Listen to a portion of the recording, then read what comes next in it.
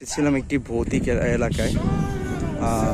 অনেক আগে আমরা এখানে একটা ভূতুরে কাহিনী শুনেছিলাম। এই গ্রামের একটি মেয়ে এই এই নদীতে ঝাঁপ দিয়েছিল কোনো এক সন্ধ্যা বেলায়। সেটা সেই একটা বর্ষাকালে কোনো এক সন্ধ্যাবেলায় ছিল, এবং আমরা শুনেছিলাম যে এখনও সেই মেয়েটার প্রতিচ্ছবি এই এই নদীর পাড়ে এই জায়গাতে পাওয়া যায়। তো আমরা সেটা দেখার জন্য এসেছিলাম যে আমরা সেই মেয়ের সাক্ষাৎ পাই কিনা। তবে এখন আমরা সেরকম কিছু পাইনি, তবে সাদা কিছু একটা এখানে আমরা দেখতে পাচ্ছিলাম। এখানে একটি ভুতুরে বাড়ি আছে। এই বাড়ির থেকে কান্নার শব্দ পাওয়া যায় মাঝে মধ্যে। এখানে একটি বটবৃক্ষ আছে। এই বটবৃক্ষের কাহিনী অন্য একদিন আপনাদেরকে বলবো। এখানে ড্রাম প্লাস কিছু ব্লক রাখা আছে। রাতের বেলায় এখানে কেউ আসে না। তো আমরা আজকে এক্সপেরিমেন্ট করার জন্য এসেছিলাম যে আদৌ কি এই বাড়ি থেকে কান্নার শব্দ আসে কিনা শুনে দর্শক।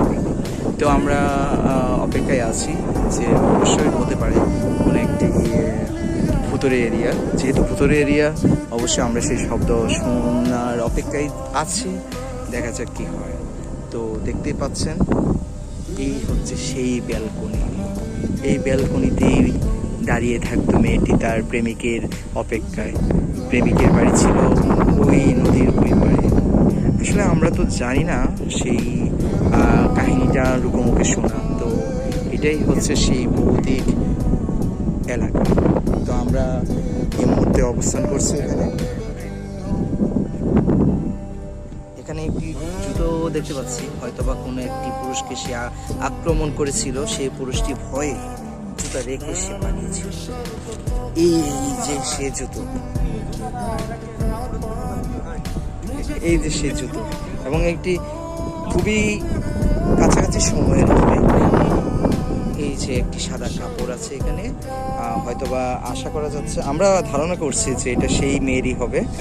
এবং দেখা যাক আদৌ আমরা ভৌতিক কিছু এখানে পাই কিনা। নদীর ত্রিমোহনা এবং সামনে হচ্ছে তুরাগ নদীর প্রবাহ আমরা দেখতে পাচ্ছি।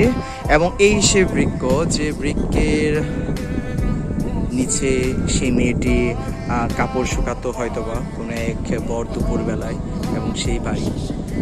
তো যাই হোক, আমরা অপেক্ষায় আছি এবং আমাদের সাথে থাকবেন, দেখতে থাকবেন এবং আমাদেরকে সাপোর্ট করবেন।